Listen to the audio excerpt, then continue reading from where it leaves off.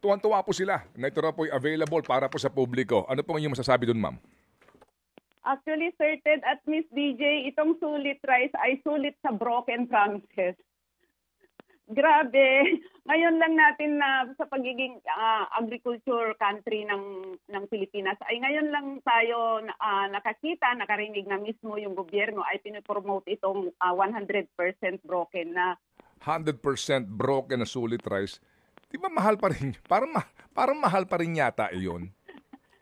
Totoo yan, Sir Ted. Mahal pa rin yan dahil kung maalala natin, walang nagbenta ng ganyan 100% broken sa mga nagdaang taon sa kasaysayan ng pagiging agriculture country natin. Kasabay yan ay napakataas pa. Ang hinahanap talaga ng mga mamamayang Pilipino. Siyempre, yung 20 pesos na pangako ni BBM na 3 years na niya sa pagiging presidente ay wala tayong nakikita.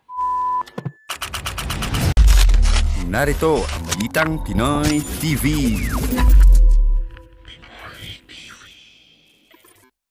Nasa linya ngayon si Cathy Estavillo. Maganda umaga, Ma'am Cathy. Good morning po. Ay, hello. Good morning, Sir Ted. At good morning, Miss DJ. Good morning sa lahat na nakikinig at sumusubaybay dito sa inyong programa. Opo, tuwan-tuwa po ang DA sa kanilang pag-aanunsyo, ma'am, na ngayon sa Kadiwa daw po makakabili na ang publiko ng sulit at saka yung Nutri-Rice. Yung Nutri mamaya pag-uusapan din natin. Pero doon tayo muna sa sulit rice na 100% broken. Tuwan-tuwa po sila na ito na po ay available para po sa publiko. Ano po ang inyong masasabi doon, ma'am?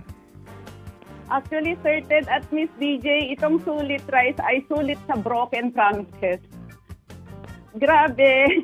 Ngayon lang natin na sa pagiging agriculture country ng Pilipinas ay ngayon lang tayo nakakita, nakarinig na mismo yung gobyerno ay pinopromote itong 100% broken na tama yung binanggit mo kanina sa pagtinignan ay parang yung mais na, yung pagkadurog na ng mais at yung mga retailers din natin ay binabanggit na matumal yung bentahan kasi ang mga kapatid natin, mga mamimili ay siyempre pupunta pa rin sila doon sa nakasanayan na nilang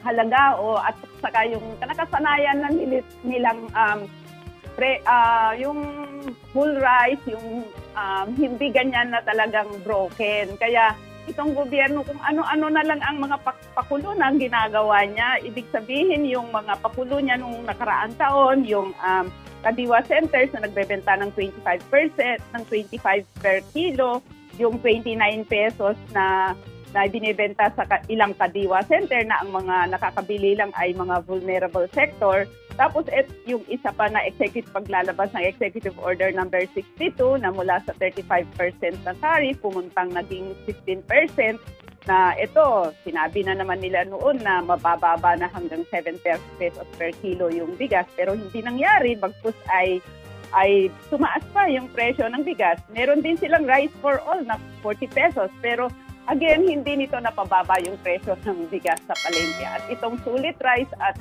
Nutri-Rice ay isa na naman pakulo pagbungad nitong 2025 kung saan kaming mga nanay ay talaga naman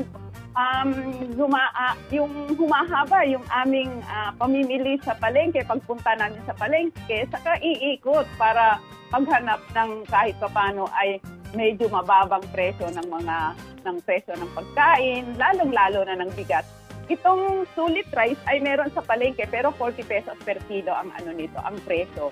Ngayon ay nasa Kadiwa Centers saan ay ito nga 36 ang binabanggit ng gobyerno.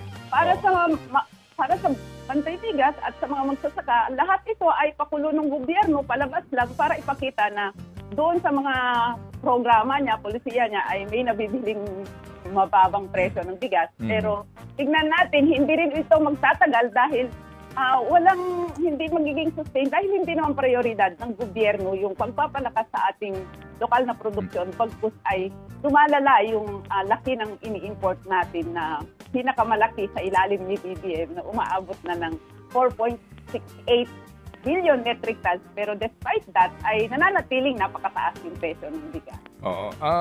Ma'am Cathy, sa 36 pesos per kilo sa Kadiwa ng 100% broken na sulit rice, di ba mahal pa rin? Parang mahal pa rin yata iyon.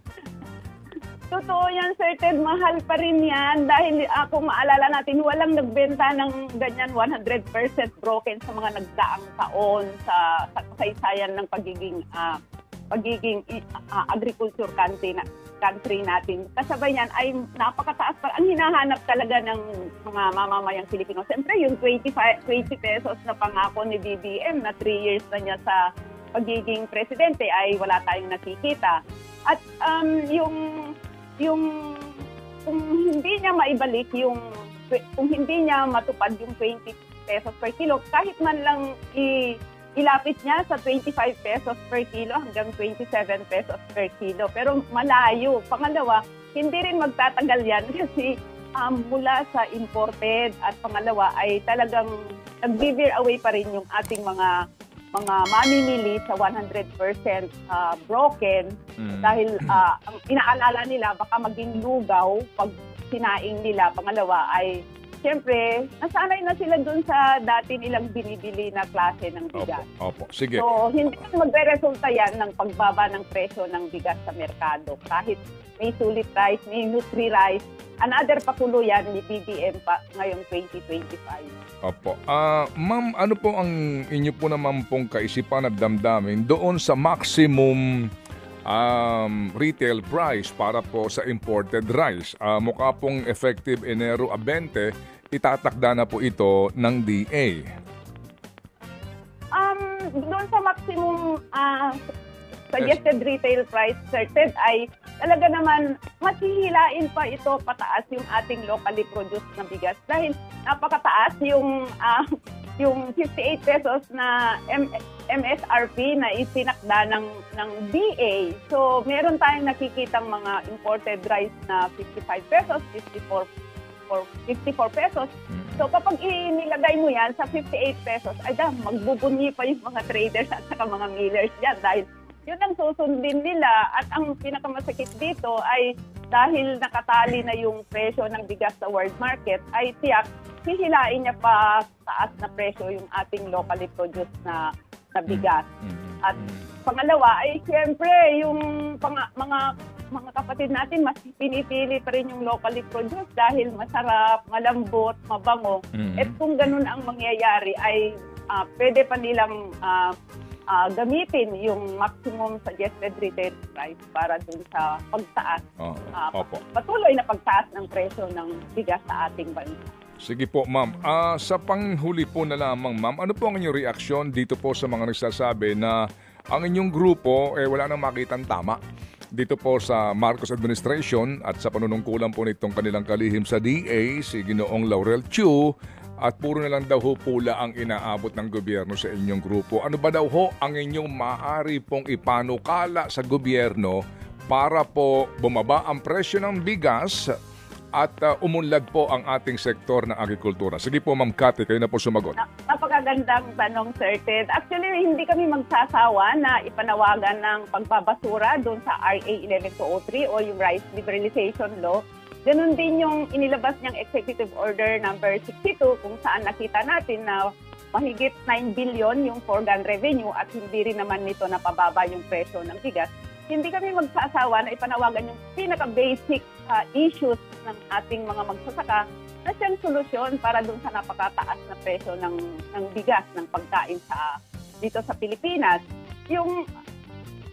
Yung tipong, yung lupa ng ating mga magsasaka na ang agaw sa kanila na land use conversion. Simple lang naman sana na paglabas siya ng executive order para ipagbawal yung land use conversion, ipagbawal yung land grabbing, kasabay niyan ay yung subsidy pa rin ng ating mga magsasaka. Nananatiling yung panawagan namin sa 25,000 support subsidies sa production cost ng ating mga magsasaka ay napakalaking bagay yun para sa kanila dahil tuloy-tuloy na tumataas yung presyo ng kanilang mga gamit sa produksyon. So sabay nun ay yung kompensasyon ng ating mga magsasaka dahil nitong nagdaang taon ay talaga naman sila lanta ng todo yung mga produkto ng ating mga magsasaka, inabot yung El Nino, tapos yung sunod-sunod na bagyo, na talagang baon sa utang yung ating mga magsasaka. Kasabay din yan, Sir Ted, siyempre yung mga post-harvest facilities. hindi tayo nagkulang doon sa panawagan natin na kailangan ng post-harvest facilities yung ating mga magsasaka. Kaya maraming nasasayang na produkto nila, yung wastage sa palay dahil sa kawalan ng post-harvest facilities. Yung kamatis, kapag panahon ng anihan ay talagang naitatambak sa mga highway dahil hindi nabibili. Ngayon ay 350 pesos per kilo. At higit sa lahat, yung subsidy para sa presyo ng bigas sa palengke. Maibalik yung dating subsidized price ng NFA na 27 pesos to 32 pesos per kilo. Nagawa naman ng gobyerno yan pero sa ilalim ng RA 1103, nakita natin kung paano niya silalanta yung hanap buhay ng ating mga magsasaka dahil doon sa tuloy-tuloy na pagbagsak ng presyo ng kanilang produkto, farm gate price ng palay, kasabay niyan ay tuloy-tuloy na tumataas ang presyo ng bigas dahil ibinigay ng gobyerno yung mandate niya to regulate yung presyo ng bigas sa palengke sa mga pribado. Kung saan ito, 6 years na yung batas ay nakita natin na all-time high at 64% sa ating populasyon ang nagsasabi na sila ay hirap.